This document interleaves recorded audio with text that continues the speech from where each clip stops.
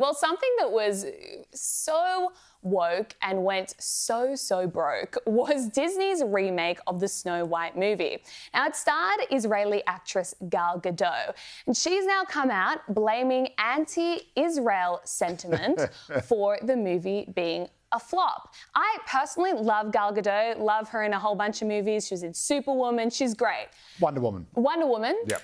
But on this one, I hate to say it, I think she's sorely misguided. I don't think it was so much the anti-Israel sentiment. I think it was the anti-woke sentiment. Her co-star was Rachel Zegler, who on the red carpet promoting the film said, "We are remaking Snow White without the prince saving Snow White." So removing the fundamental plot point, and it was this whole like feminist empowerment. We're done with fairy tales and the damsel in distress. This is all women's empowerment.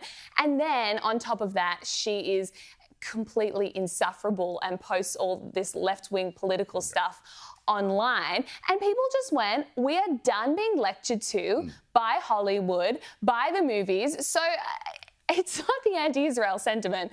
That might be a small factor, but I think it's the anti-woke sentiment. A microscopic factor. I don't think it has absolutely anything to do with it whatsoever, and I've never heard anyone suggest this at all. Like, I don't know how you even think of this and put that kind of, join the dots to that. She suggested it because she's Jewish, and she said she was regarded as an Israeli rather than an actress, and that the movie after the October 7 attacks, then it all became politicised and... No. If anti-Semitism was driving people to boycott movies, there would be no Hollywood. So, I mean, you've got to remember that in the movie, I think Snow White is called Snow White, not because her skin is white, but because she was born in a snowstorm. And the seven dwarfs were famous. Seven little people.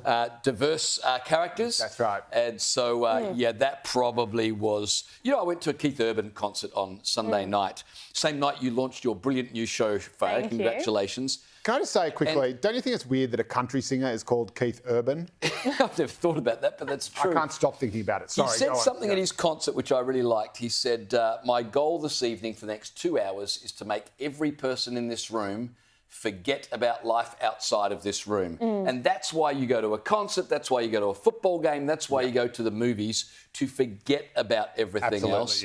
And unfortunately, Hollywood keep trying to use movies to remind us of everything. And once that idea that something is woke and that something is hectoring you, even if it's not there, because my wife, I was sort of dipped in and out, my wife watched it and said, it's actually not a bad film, it's pretty good. But once people get in that idea that it is something that's going to lecture you, or the person who's doing it is this obnoxious person who's lecturing you, that is when it just is wildfire. It takes But over. you know what happened? There was so much backlash from fans in the early stages of creating the film that they had to go back and refilm huge chunks of the movie and then edit it together. So this is actually two separate films edited together to try and de-woke the original film because they knew it was going to be completely rejected. That's why the budget blew out to hundreds of millions of dollars, and it became a $400 million budget film, which was never intended. So the whole movie feels disjointed, it feels wrong, and that's why it sucks. And also James Gunn's Superman, not woke, not woke, not woke, not woke, not woke, not woke, not woke. Go see it now. It's amazing. You enjoyed it?